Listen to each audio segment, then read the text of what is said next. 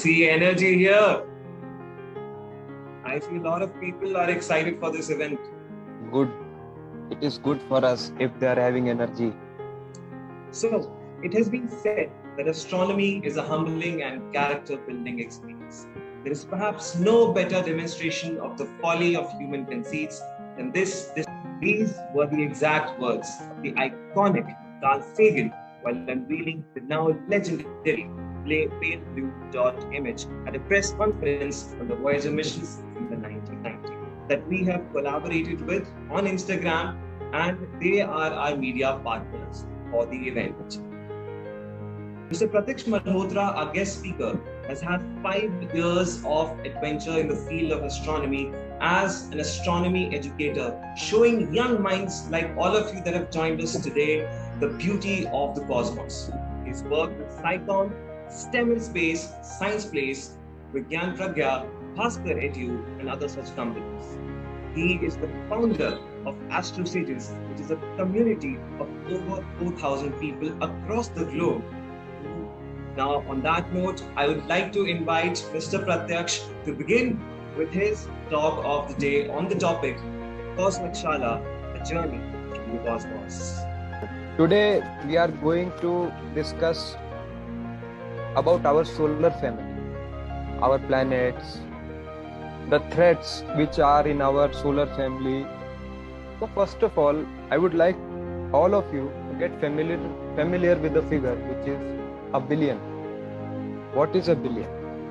A billion is if we will convert billion into our Indian currency, it is 100 crores.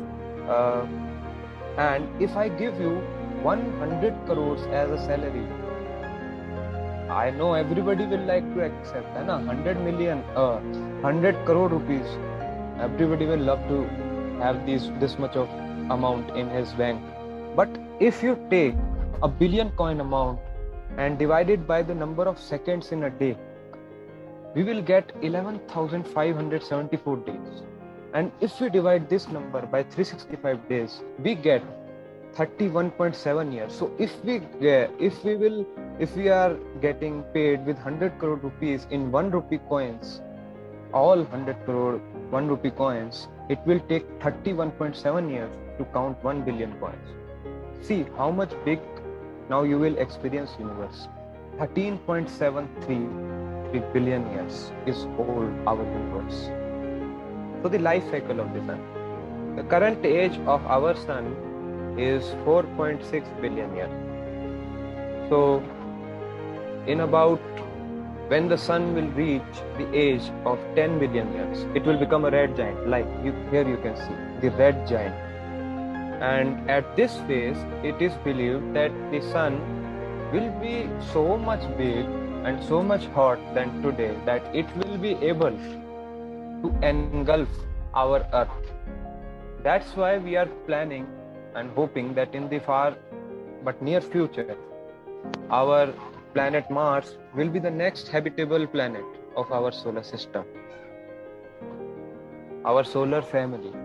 So in this we will discuss about the planets. Mercury is the most cratered planet.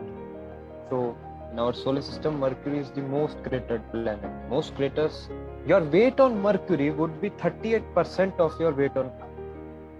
A day on the surface of Mercury lasts 176 Earth. But a year on Mercury takes 88 Earth days. So you can see that the surface that your Mercury 1 day duration is bigger than the duration of an year. Now Venus is the hottest planet of our solar system. It takes 243 Earth days to rotate once on its axis, and the planet's orbit around the Sun takes 225 Earth days. So Earth doesn't take 24 hours to rotate on its axis. It actually takes 23 hours, 56 minutes and 4 seconds. So this 4 minutes difference is due to this is the actual rotation time, 23 hours. Same goes with the Venus. The actual your rotation time, which is in perspective of the back star other than the sun, which are fixed, because planet is also moving on its orbit. till the time it completes one moment in the orbit around the sun position also changes. But the back stars, which we can see of constellations far distant from us, they do not change. We measure this actual rotation in respect to that distant position of stars. Now Mars, see how beautifully Mars is being terraformed here. Mars is the home to the tallest mountain in the solar system. The tallest mountain, Olympus Mons, is on Mars. Next, one day Mars will have a ring. How? In the next 20 to 40 million years, Mars' largest moon Phobos will be torn apart by the gravitational force, leading to the creation of a ring. Now we will come to the asteroids. And upcoming 30th June, I would like to inform you that 30th June is the International Asteroid Day. So celebrate it, try to understand what asteroids are. Here, asteroid belts objects are made of rock and stone. Some are solid objects, while others are just orbiting rubble piles. So the largest one in the inner solar system. So Ceres is so huge that the asteroid belt's 1/3 mass is actually only Ceres. This planet holds the 1/3 mass of. We know at least 7,000 asteroids only out of the billion number of asteroids. So it is important to get data on the. Yes, Jupiter is the largest planet of our solar system. Is the guru of all planets, and Jupiter has the shortest day of all planets. Its duration of about 10 hours some minutes. Okay, and Jupiter moon Ganymede is the largest moon in the solar system. You can see this moon actually with an amateur telescope. Jupiter has a thin ring system, very thin rings. You can observe around Jupiter through very highly powerful telescopes. Now the Saturn, the Lord of the Rings. Now, one important fact, Saturn is the flattest planet. Its polar diameter is 90% of its equatorial diameter. What does it mean? That the diameter around its poles is 90%, just 10% less than its equatorial. So see how much egg-shaped, which we can say flattened it is from the poles. Just if we flatten the ball like a spherical ball and put it in our hands and press it from the two above sides. One important fact that the Saturn rings are of about lakh kilometer wide, around roughly 2 lakh some amount kilometer wide, but they are less than 1 kilometer thick. Saturn rings rotate that once every 30 or 40 years, the rings are invisible to us. If we see through telescope, the orientation comes. So it is also actually a gas giant, but it has presence of ice. But this ice is not of water. This is of different chemicals, like such as ammonia. So the atmosphere of Neptune is made up of hydrogen and helium.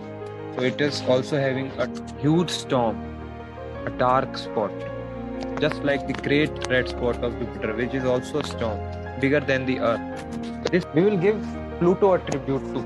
Pluto is also our planet. Pluto is 1/3 water and it have 5 moons. Okay. And Pluto has an eccentric and inclined orbit. This takes it between 4.4 and 7.3 billion kilometers from the Sun, meaning Pluto is periodically closer to Sun than Neptune. And most of the people think that this is the reason of Pluto not being a planet, that it comes between the orbit of your Neptune. So what is a planet? So 3 laws are there. A planet must be in orbit around the Sun. Pluto fulfills this. It is in orbit around the Sun. Has sufficient mass for its self-gravity to overcome rigid body forces so that it assumes a hydrostatic equilibrium. This generally means that it must have a spherical shape, a round shape, which all planets have. Okay, Pluto has round shape. It is also true that these both are still now we can say Pluto is fulfilling this requirement. But the third requirement next, which we will discuss, has cleared the neighborhood around its orbit. A planet must not have small rocks, impurities, and small segments. It must have formed a moon out of it, or must have thrown away, or must have pulled it through gravity. It must have cleared the neighborhood. Pluto still have these small segments and all these things around its neighborhood. It has not cleared its neighborhood. This is the reason. Panspermia hypothesis. This hypothesis tell us that the life was always there, but it is just on Earth. It came from another planet. Or zoo hypothesis, one of the most exciting hypothesis. This hypothesis tells that we are living on a zoo. This whole Earth is a zoo, and the original keepers of our planet Earth are aliens. They are what we can say harvesting us for something big in a zoo. They are observing every time us that what we are doing. They are higher dimensional creatures. Okay, this type of. If you want to give at least 10 to 15 years of your life to serious astronomical research, go for BS. Serious, if you are very much serious, then go for astronomical research. But if you are little bit also in doubt, I say go for BTech and do astronomy as a sidekick. My direct question is how universe came into existence. Big Bang doesn't explain this. You are trying to erase the most important question of the human history or whole universe history, that how this all came. Ultimately we say some God is there who created. This is a theory. This is also theory. Like this is all a simulation. Like another species is actually playing with our consciousness.